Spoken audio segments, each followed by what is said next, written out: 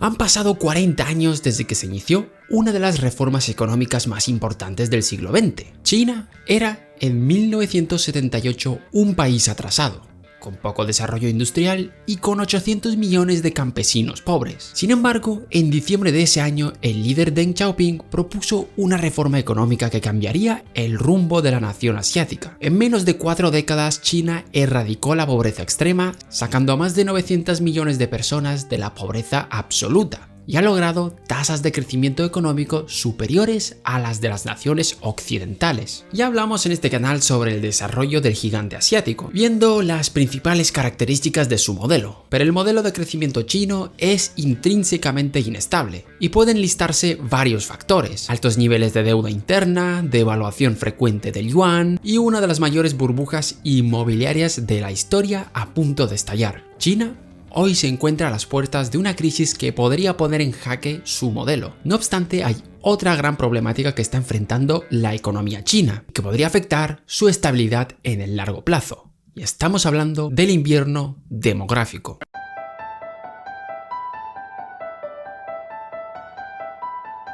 En el anterior vídeo hemos hablado de las consecuencias del colapso demográfico sobre la economía mundial.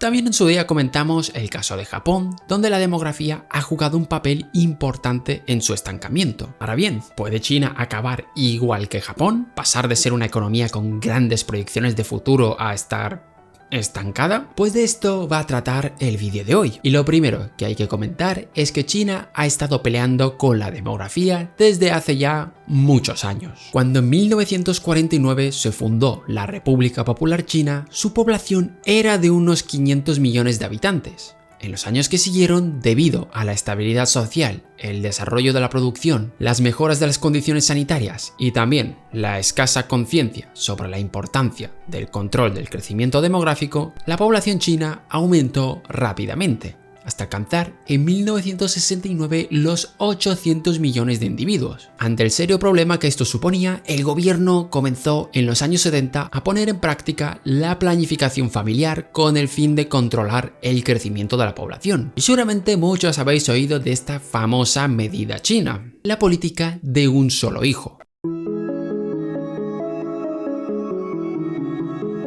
Como indica su nombre, la política de un solo hijo consistía en limitar el número de hijos a 1 por familia, aunque tenía algunas excepciones que tienen que ver con la cultura del país. Aviso que esta parte es bastante polémica. La política de un solo hijo, implantada en el 79, provocó un déficit brutal de niñas mediante el aborto selectivo, por el arraigo cultural que considera más valioso un varón. A la hora de tener hijos, la balanza se inclinaba hacia los chicos, por aquello de contar con una mano de obra fuerte y una persona capaz de encargarse de la familia. De ahí que la norma contara con excepciones. En las zonas rurales, si el primer hijo era una niña, el matrimonio podía tener otro siempre que éste fuera niño. Así, muchas familias que fueron agraciadas con una segunda hija se vieron forzadas al aborto o darlas en adopción. Por otro lado, había otros incentivos para tener un solo hijo. Las parejas con un solo hijo, si se comprometían a no tener más, recibían un certificado que les proporcionaba beneficios como una baja por maternidad más prolongada, mejores servicios pediátricos, preferencia en la asignación de vivienda e incluso ayudas en metálico. Pero en las áreas rurales la fecundidad era mayor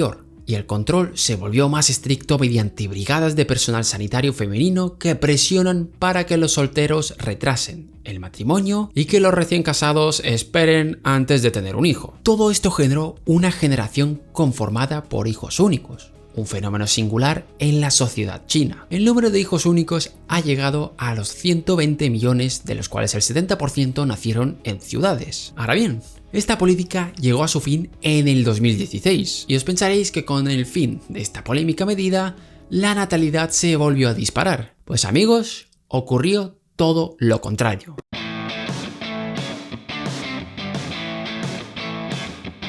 En 2016, tras el fin de la política del hijo único, nacieron 17 millones de niños en China. En 2019, la cifra bajó a 14 millones. Contra todo pronóstico, en vez de dispararse el número de bebés, nacieron 3 millones menos. Y desde entonces todo ha ido a peor.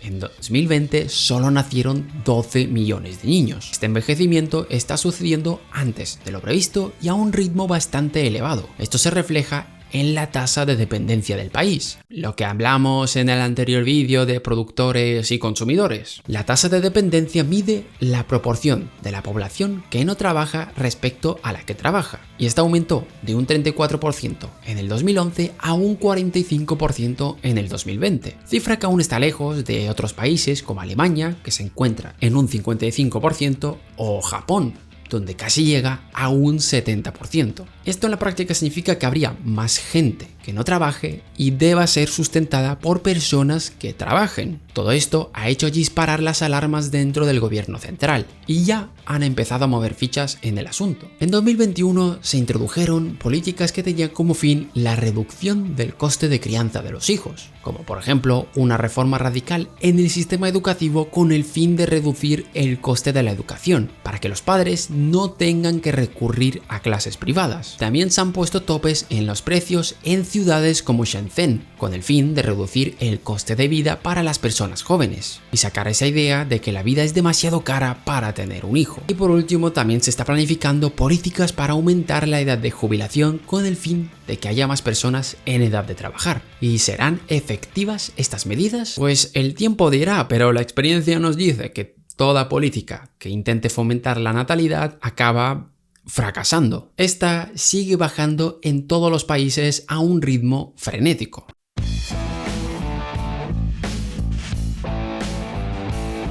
Para China, este aumento de la tasa de dependencia puede suponer un gran reto. Si os acordáis, en el anterior vídeo os decía que esto provocaría una escasez de mano de obra dentro de un país. Al haber más consumidores que productores, se incrementará la demanda de trabajadores, lo que implica un aumento del coste laboral. Y esto es un problema gordo para el país si tenemos en cuenta uno de los pilares de su desarrollo: atraer a empresas por su mano de obra barata. Ya empezamos a ver una migración hacia países como Vietnam, Bangladesh o su vecina India. Por tanto, China tendrá que remodelar su industria y pasar de ser intensiva en mano de obra a ser una industria intensiva en capital, que utilicen más máquinas que personas, básicamente. Cosa que ya empieza a haber en China. En 2020 se instalaron 168.000 robots industriales y las proyecciones para 2021 lo estiman en alrededor de 290.000. Asimismo, China también lidera el camino en inteligencia artificial, representando el 28% de la producción de investigación de inteligencia artificial del mundo. Los desarrollos tecnológicos serán claves para impulsar las ganancias de productividad y tratar de corregir la tendencia decreciente de la fuerza laboral. Así que la decreciente fuerza laboral es un reto que debe afrontar China si quiere mantener sus tasas de crecimiento. Pero este decrecimiento esconde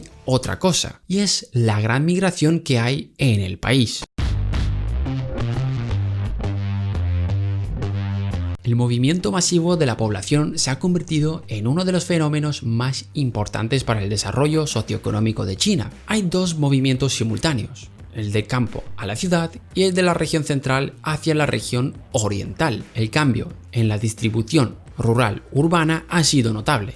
A finales del 2011, la población urbana representaba el 51% del total, cosa que significaba que China dejaba de ser una población predominantemente rural. Como resultado de esto, las áreas rurales se enfrentan a un déficit de personas jóvenes, suponiendo un fuerte reto, ya que si no hay personas jóvenes, en un tiempo esto se va a quedar despoblado. Pero aparte de esto, también puede tener efectos notables sobre el crecimiento de la economía. Para satisfacer esa creciente demanda de trabajadores, lo que se hacía era traer gente del campo al sector manufacturero. Hasta hace relativamente poco, así podía satisfacer esa necesidad el gigante asiático. Pero poco a poco ese recurso se va agotando y se produce una escasez de mano de obra, obligando a las industrias a buscar más mano de obra ofreciendo más salarios. Y ese aumento de salarios hará aumentar los precios de los productos chinos, haciendo que pierdan su competitividad a nivel global. Que la ventaja competitiva de China precisamente era disponer de una mano de obra barata. Así que este aumento de los costes laborales provocados por el aumento de la tasa de dependencia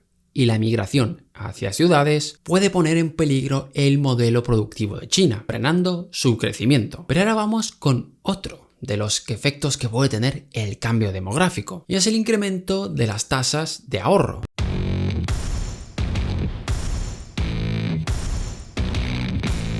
La explicación del porqué de esto ya la hemos dado en el anterior vídeo. Debido a la incertidumbre sobre el futuro, las personas se ven obligadas a aumentar sus tasas de ahorro, y en China este fenómeno se ve bastante intensificado. En primer lugar por el deficiente sistema de seguridad social y en segundo lugar por el debilitamiento de la ética confuciana que tradicionalmente permitía a los ancianos depender de sus hijos para su sustento. A día de hoy muchos ancianos aún dependen de los beneficios de una familia extendida, pero este apoyo se va perdiendo poco a poco a medida que China se urbaniza y se moderniza. Así que la situación de muchos jubilados también se va a ver comprometida, ya que hasta ahora uno de los mayores sustentos de cara al futuro era la familia. Pero a medida que ésta se va debilitando y vayamos pasando a familias de un solo hijo, estos van a tener menos garantías de cara al futuro. Es por eso que China se está inundando de ahorros, ya que muchos trabajadores que están cerca de la edad de jubilación tienen que planificar bien cómo van a vivir durante esta, cosa que podría debilitar el crecimiento, ya que al igual que pasa en Japón, el ahorro se suele guardar en forma de efectivo, depósito o en forma de vivienda, haciendo que ese stock de ahorro no se pueda invertir y utilizar para otros fines. Y cuando llegue el momento de jubilación, estos jubilados empezarán a consumir sus ahorros y tendremos el problema de que hay más consumidores que trabajadores. Hemos hablado mucho de las consecuencias internas que va a tener el cambio demográfico sobre la economía china. Pero recordemos que China es un importante actor dentro del comercio internacional, y este cambio demográfico también va a afectar al sector exterior. Para las naciones exportadoras de recursos, como por ejemplo Australia, es probable que los cambios demográficos supongan una reorientación de sus exportaciones a países que demanden bienes manufacturados, ya que una posible desaceleración de China provocaría una reducción en su demanda de importaciones. Y para aquellos países que importen bienes de China también tendrán que hacer cambios, ya que como China va a ir poco a poco perdiendo su competitividad, obligará a los países a buscar otros mercados donde abastecerse.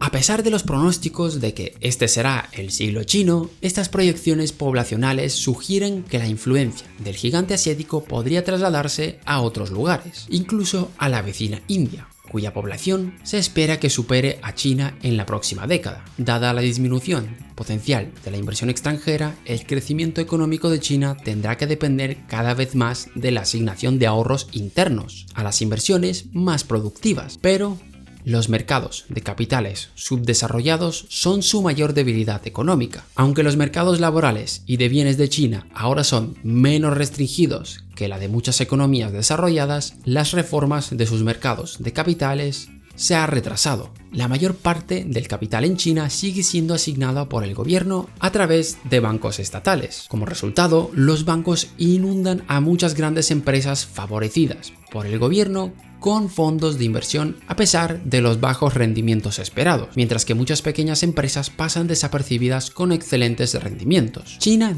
debe conseguir mantener su competitividad, mejorar su sistema tributario para afrontar el envejecimiento de la población y lograr una mejora en su sistema de pensiones. Y las soluciones a estos problemas van de la mano. Solo una pequeña parte del gasto público se destina a pensiones de vejez, y el sistema de pensiones cubre solo a una pequeña parte de la población. Una proporción considerable de personas mayores percibe una pequeña pensión. Por otro lado, el actual sistema de pensiones se enfrenta a una crisis potencial. Los fondos de pensiones en casi la mitad de las provincias de China reportan rendimientos bastante bajos, manteniéndose por debajo del 2%, que es incluso más baja que la inflación. El Centro de Estudios de Políticas de la Universidad de Victoria sugiere que sin cambios en el sistema de pensiones de China, los costes se multiplicarán por 5. Del 4% del PIB en el 2020 al 20% en el 2100. Por esta y otras razones, el gobierno chino ha puesto en marcha un plan piloto de un sistema de pensiones privatizado. De esta forma, el país que lidera Xi Jinping da un paso adelante y se anticipa a las dificultades que generaría el envejecimiento de sus habitantes. Veremos si esta solución consigue los resultados esperados y China consiga esquivar el invierno demográfico. Aún está a tiempo de hacerlo y está obligado a hacerlo si lo que quiere es mantener su estatus como próxima potencia mundial. Esto es el problemón al que se enfrenta la economía china. Es un caso que tiene su paralelismo con Japón. Un país que prometía marcar una época, pero que debido a su demografía y unos líderes que no anticiparon el problema, se quedó atrás en esa lucha. Y ahora la pregunta para vosotros, ¿creéis que China se va a enfrentar a ese invierno demográfico y se va a estancar igual que Japón? Os leo en los comentarios, gracias por verme y nos vemos en el próximo vídeo.